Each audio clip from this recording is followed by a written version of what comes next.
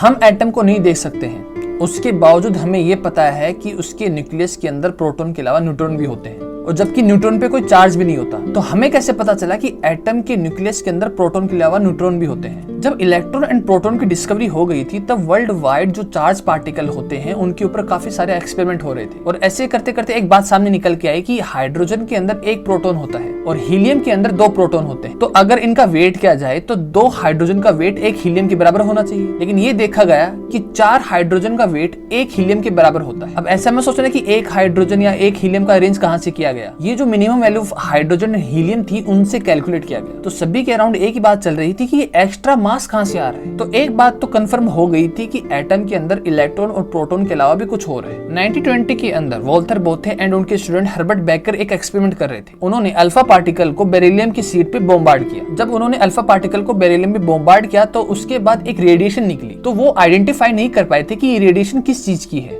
इसके बाद 1930 में आयरन जोलियट क्यूरी एंड उनके हस्बैंड फ्रेडरिक जोलियट क्यूरी ने भी इसी एक्सपेरिमेंट को किया। जो वो रेडिएशन निकली थी उसके बाद उन्होंने एक वैक्स रख दी। वैक्स मतलब जो कैंडल होती है। जब वो रेडिएशन उस वैक्स से स्ट्राइक की उसके बाद भी एक रेडिएशन निकली, लेकिन जो रेडिएशन वैक्स से स्ट्राइक की और वैक्स से निकली वो दोनों अलग अलग, तो उनको भी समझ नहीं आया कि ये कौन सी रेडिएशन। इसके बाद 1932 में आए जेम्स चैडविक और इन्हीं एक्सपेरिमेंट्स को उन्होंने आगे बढ़ाया। ये जो मैं आपको बता रहा था, ये जेम्स चैडविक ने जो एक्सपेरिमेंट किया था उससे पहले की हिस्ट्री थी। ये हिस्ट्री में आपको इसलिए बता रहा था कि उनको भी उतनी ही वैल्यू मिले जितनी जेम्स चैडविक को मिली थी। अब हम कंप्लीट एक्सपेरिमेंट को स्टेप बाय स्टेप समझेंगे। सबसे पहले हमें प्रोटॉन की जरूरत थी स्ट्राइक करवाने के लिए। जब रेडियो एक्टिव एलिमेंट डिके होता है तब वो अल्फा पार्टिकल एमिट करता है। ये रेडियो एक्टिव एलिमेंट जो पीरियोडिक टेबल के लास्ट के एलिमेंट होते हैं वो रेडियो एक्टिव एलिमेंट होते हैं। तो उस टाइम पे अल्फा पार्टिकल का अरेंजमेंट के लिए पोलोनियम का यूज किया जाता था। पोलोनियम को लाइट के कंटेनर में रखा जाता था और वहां से अल्फा पार्टिकल एमिट होते थे। अल्फा पार्टिकल हीलियम का न्यूक्लियस होता है, मतलब उसमें इलेक्ट्रॉन नहीं होते, ओनली हीलियम का न्यूक्लियस। उसके बाद उन्होंने बेरिलियम की शीट रखी, ऐसी शीट जिसके अंदर 1000 एटम के अराउंड हो, जिससे हम ये एक्सपेरिमेंट कर सके। बेरिलियम शीट के आगे उन्होंने वैक्स रख दी। वैक्स का मतलब पूरी कैंडल नहीं,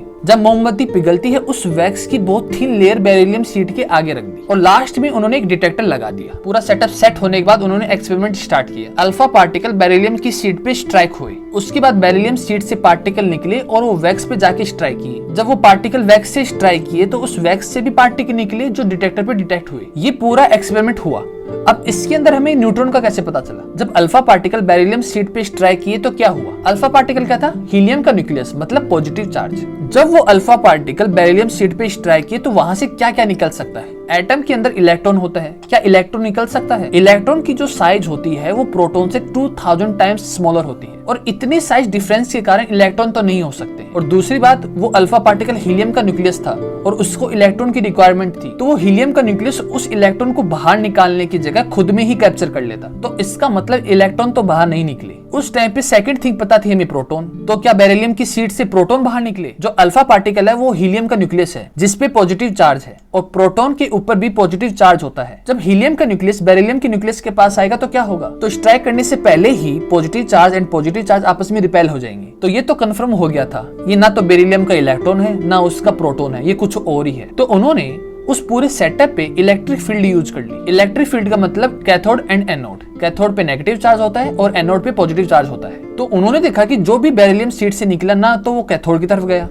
और ना ही वो एनोड की तरफ गया, वो सीधा ही निकल गया, वैक्स से स्ट्राइक किया। तो उनको लगा कि मेरे कैथोड और एनोड में प्रॉब्लम तो नहीं, तो उन्होंने मैग्नेटिक फील्ड का यूज किया। कोई भी चार्ज पार्टिकल मैग्नेटिक फील्ड में आता है तो मैग्नेटिक फील्ड उसको डेविएट करती है, क्योंकि एक मूविंग पार्टिकल के अंदर भी मैग्नेटिक फील्ड होती है। तो जब चार्ज पार्टिकल उस मैग्नेटिक फील्ड के अंदर आता है तो दोनों की मैग्नेटिक फील्ड एक दूसरे को रिपेल करती है, अट्रैक्ट करती है, जिसके कारण वो चार्ज पार्टिकल डेविएट होता है। तो जब उन्होंने उस मैग्नेटिक फील्ड का यूज किया तब भी कुछ नहीं हुआ। तो जो उस बेरिलियम शीट से निकला था, जब वो वैक्स से जाके स्ट्राइक किया तो उसने वहां से प्रोटॉन निकाले। हमें कैसे पता चला कि उसने प्रोटॉन निकाले? वहां पे डिटेक्टर भी लगा होता जिससे हम डिटेक्ट कर सकते हैं, वरना जो इलेक्ट्रिक फील्ड है, मैग्नेटिक फील्ड है, वो प्रोटॉन को डेविएट करती है, क्योंकि प्रोटॉन पे पॉजिटिव चार्ज होता है तो वो डेविएट होगा ही। तो जो बेरिलियम से स्ट्राइक किया और जो वैक्स से बाहर निकला उसका तो हमें पता था, लेकिन उसके बीच में जो भी था उसका हमें नहीं पता था। तो वैक्स से अगर किसी ने प्रोटॉन बाहर निकाला है तो उसकी साइज ऑलमोस्ट प्रोटॉन के बराबर ही होनी चाहिए, और पॉजिटिव चार्ज तो होगा नहीं क्योंकि वो रिपेल करेगा, और नेगेटिव चार्ज होगा नहीं क्योंकि वो उसको कैप्चर कर लेगा। इसका मतलब वो जो भी था उसकी साइज प्रोटॉन के बराबर थी और उस पर कोई चार्ज नहीं था। और उन्होंने थोड़ा सा और ऑब्जर्वेशन करके ये पता लगाया कि जो न्यूट्रॉन का जो मास होता है वो प्रोटॉन से थोड़ा सा ज्यादा होता है। जेम्स चैडविक इससे सेटिस्फाई नहीं हुए थे, उन्होंने बेरिलियम शीट की जगह हीलियम एंड नाइट्रोजन की शीट भी यूज की, लेकिन वही सेम चीज बार बार हो रही थी। तो जेम्स चैडविक फाइनली सेटिस्फाई हुए